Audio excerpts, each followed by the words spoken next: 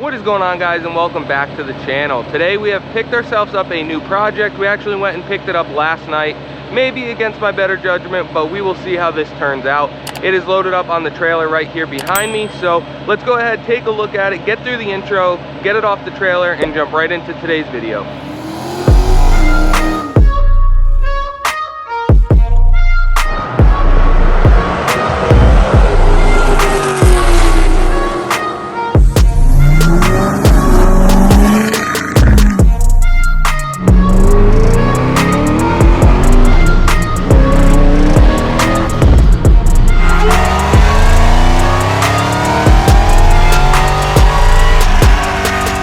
Alright guys, so we got this thing off the trailer. I'm going to go ahead and give you guys a quick look at it.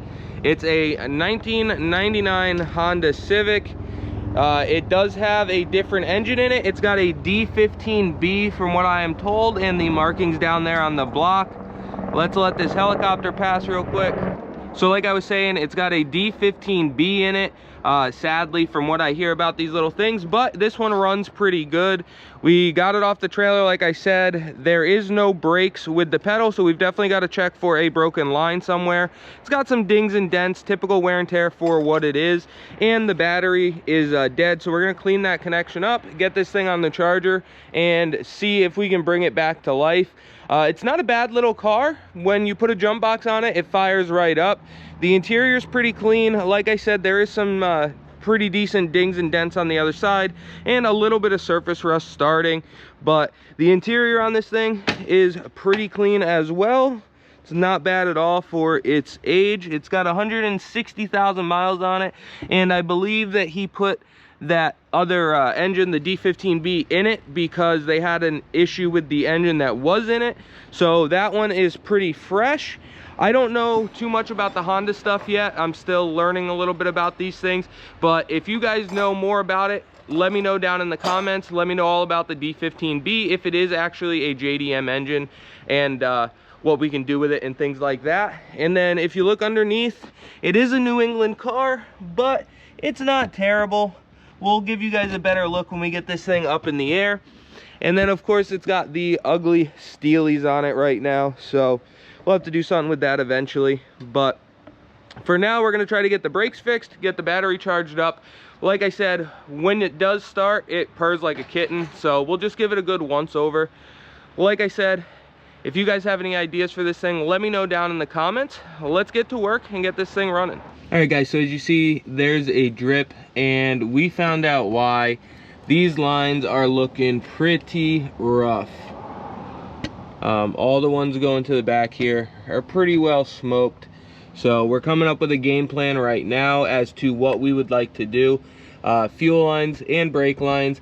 Think we're gonna end up making our own brake lines, and then the fuel line, I think I'm gonna see what it has for a fitting up there to meet with this metal hard line, and we might end up doing an AM line or something.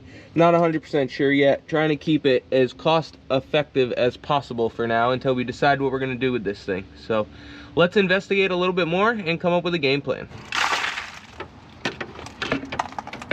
So we're trying to take this plastic guard out of the way so that we can start getting these old lines out of here.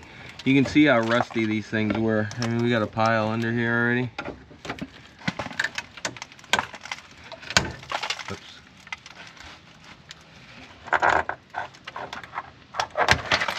There we go. There you go. Got that shield out of here, and now you can see how bad these lines really are. These things are pretty well smoked, especially back there. So they're just falling right apart.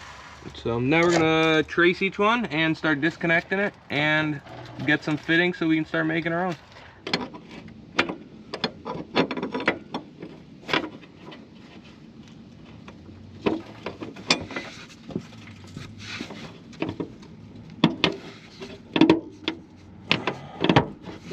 All right, now we just got to find out what style and size fitting that is, and we can start making our own lines.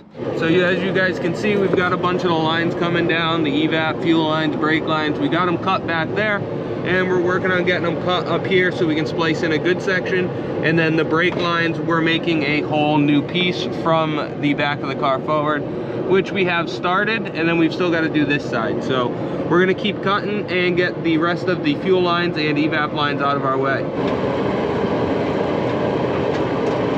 There it goes.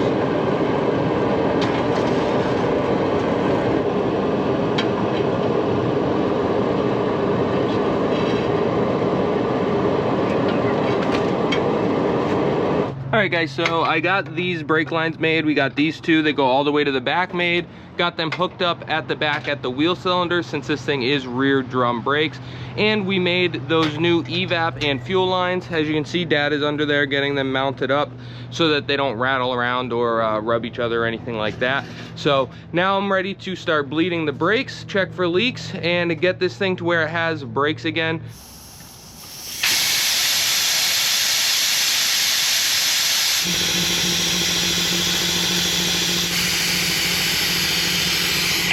So we just got done using the pneumatic bleeder. We don't see any leaks on any of our lines or anything like that. So we can go ahead and feel the brake pedal, and it feels pretty firm. I'm happy with that. So knock on wood, I think we are good to go there. So now we can work on starting to get this thing down off of these blocks, because we have a few other things that we need to do to it. So let's get some jacks out and get this thing back on the ground.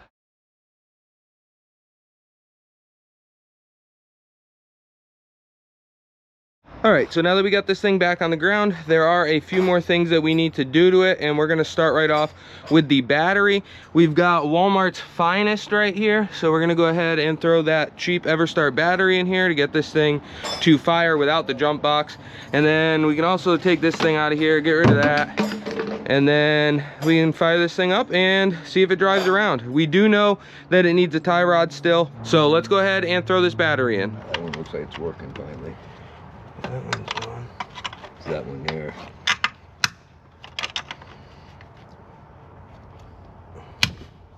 Might have went. So now, I just don't want to snap it. Oh yeah, no, for sure. It feels like it's gonna break any second. It's working.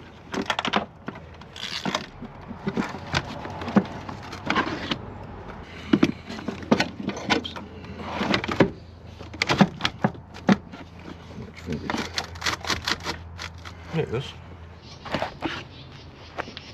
All right, got the new battery in, ripped that stupid intake pipe off. Now we're ready to fire this thing up and see how the brakes feel.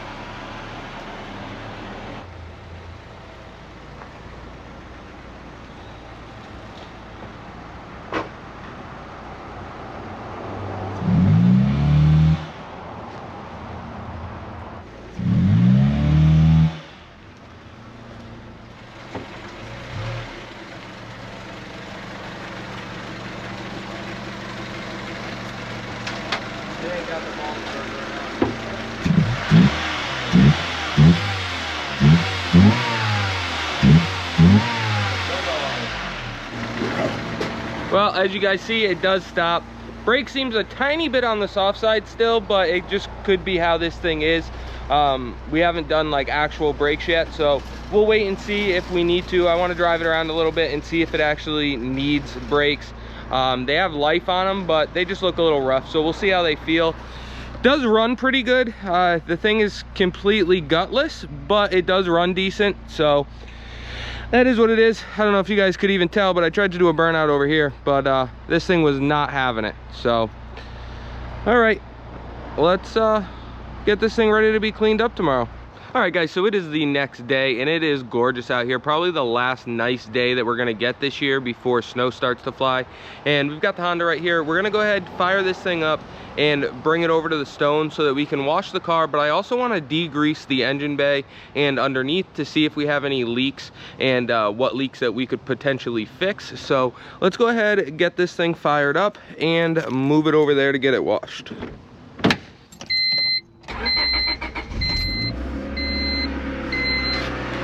New battery is super handy to have. No more jump box at least.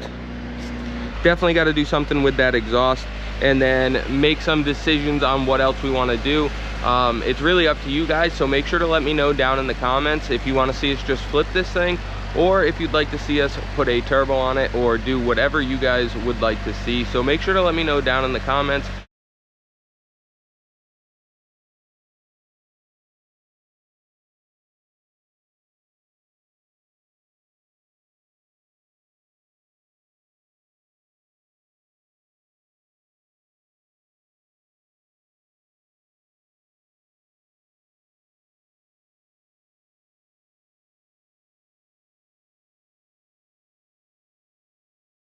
So we got this thing cleaned up. It came out pretty good. The engine bay is looking pretty decent, especially the block and the head and stuff. It cleaned up really nice.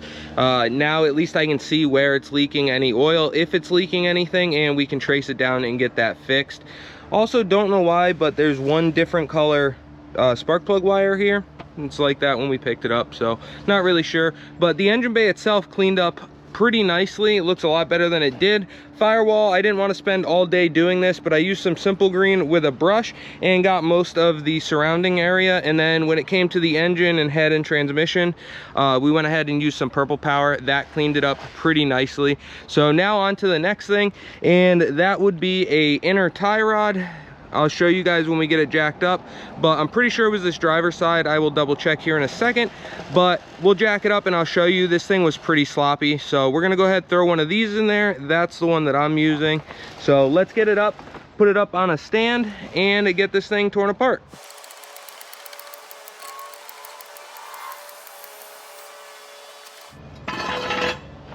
All right, I'll show you guys what I was talking about with this wheel real quick. I don't know if you guys can see that on camera, but it's got quite a bit of wiggle to it. Sorry about the background noise. We narrowed it down. I think it's that inner tie rod right there. So we're gonna go ahead, pop this wheel off and start tearing into it.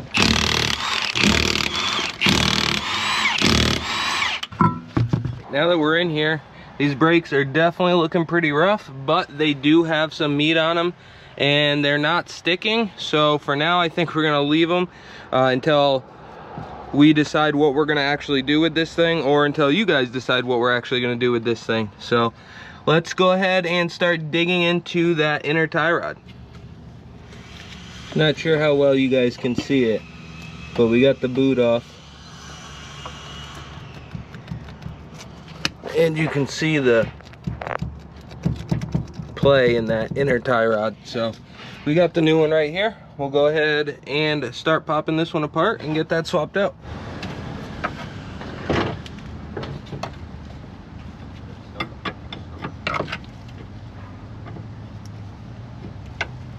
And now I'm hoping that I can just use this to get this knuckle loose without having to undo this outer tie rod. So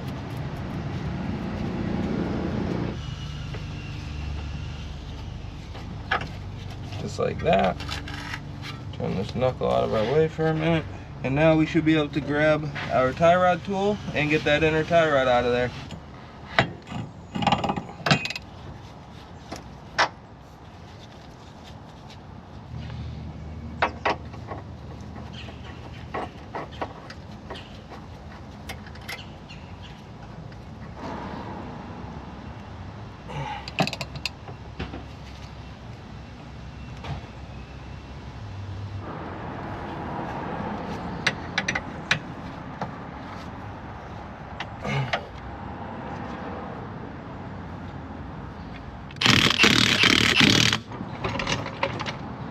All right, so after we got done with the inner tie rod, I dropped this thing and we were gonna go take it for a ride, but when I fired it up, it had a misfire to it.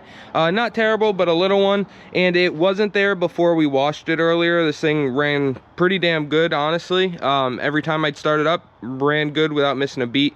So I think it's water somewhere, but I've been meaning to get a chance to pull all these plugs out and then take the cap off and take a look at everything inside of there and see how everything looks. So while we're here looking for water, we might as well go ahead and do that.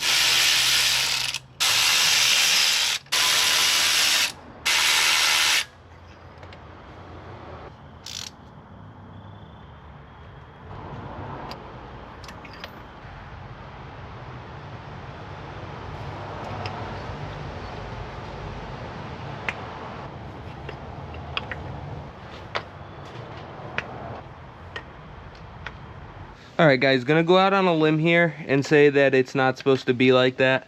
Not sure if you guys can see how much movement there is there, but there's a screw right there that I guess backs out on these sometimes. We're gonna go ahead and see if I can save it. I honestly don't know. We might need a cap at the very least.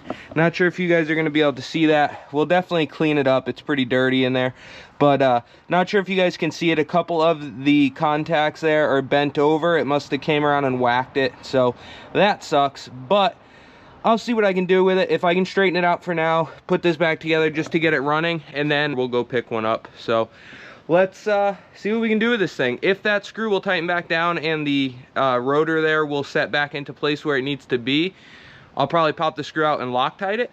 All right, so I just went ahead and cleaned everything up, and we straightened the pins out.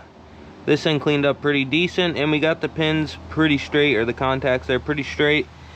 And then I just cleaned up the rotor itself, and we're gonna give it a shot. The only thing I'm worried about is that there's a little bit of a groove here.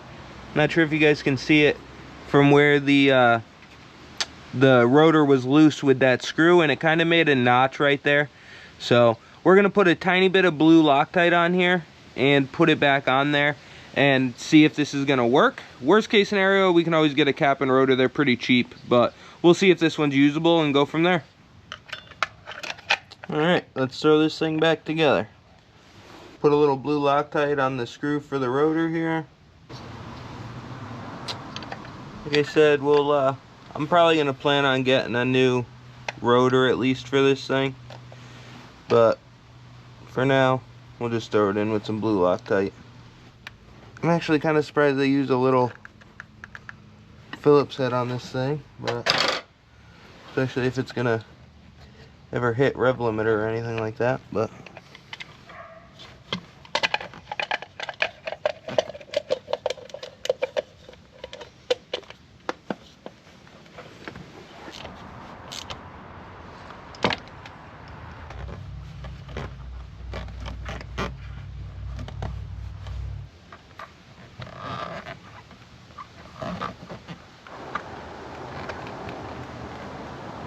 let's pick up some tools real quick and see if this thing's finally gonna fire up. All right, guys, we got the distributor back together. Let's see if this thing finally fires back up.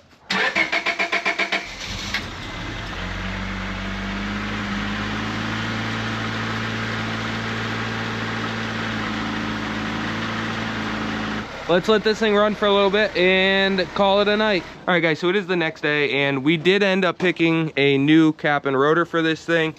We did make it work with the other one, but just because they are pretty cheap to come by, we went ahead and got a rotor and then a cap, which I'll put the part numbers for what we use in the description like always. So we're gonna go ahead and bang that out real quick and then hopefully fire this thing up and go take it for a ride. So we just got done putting the new cap and rotor on this thing, and we just did a little backyard redneck alignment using some string off of the back.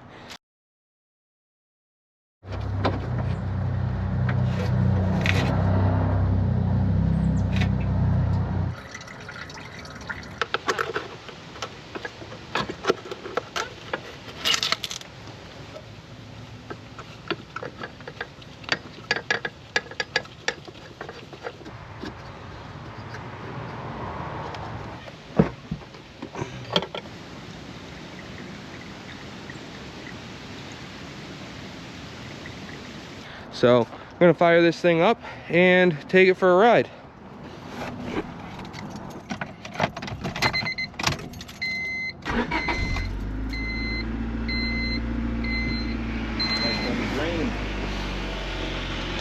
Thing runs really good with a new fuel filter, new fuel, and a distributor cap and rotor that aren't wobbly. So let's let this thing idle a second and take it for a little ride.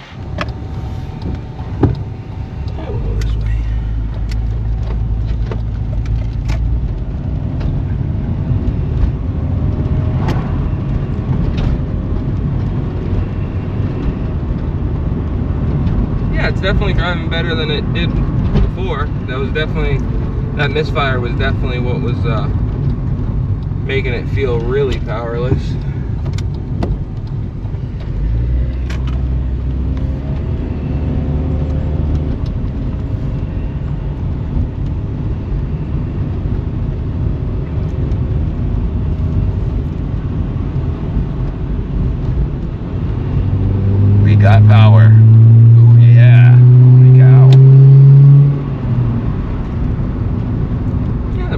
They feel fine.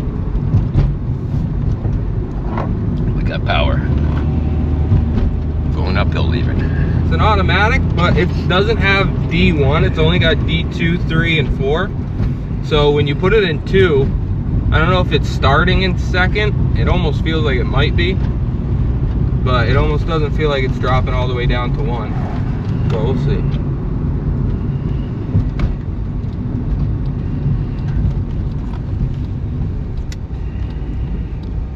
Come to a stop here. Put it 2 and see if we hear a shift.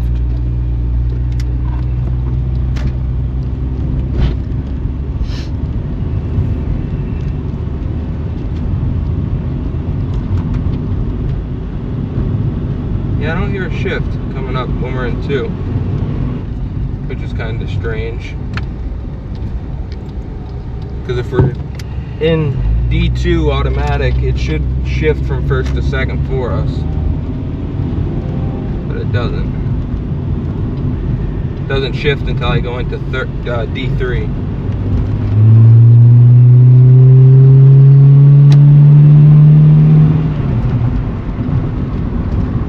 Other than that, it seems to drive pretty decent. Doing our little backyard alignment definitely helped a lot. It felt a little on the sketchy side before, but now it feels pretty decent. So if I go all the way down, that should be D2. So now we're locked in D2. Oh, there it is, I see. I couldn't find it before I looked like that. But it doesn't seem to shift. It just stays in that 1 gear. So it doesn't seem like it's either skipping second or it's not going all the way down to first. So that's the only weird thing with it. But then if you drive it in D2 and then drive it normal, click into third, it'll shift right to third. Yeah, it's on still. Well, other than that, it's running pretty good. Go ahead and park this thing. All right, guys, so we just got back from taking this thing for a ride, and I'm super happy with how it's driving. I'm pumped that we saved this thing. For the last 4 or 5 years, it had been sitting, and the previous owner just didn't know what to do with it, and that's when we came along and scooped it up, and I'm super happy that we did. Like I had mentioned earlier in the video, I want you guys to let me know down in the comments what you think we should do with this car. I personally think it would make a perfect candidate to do a manual swap and slap a little turbo on, but I want your guys' input. I want you to let me know down in the comments. So as always, I appreciate you guys for checking out the channel. Don't forget to like, comment, subscribe, and ring that bell, and we will catch you on the next one.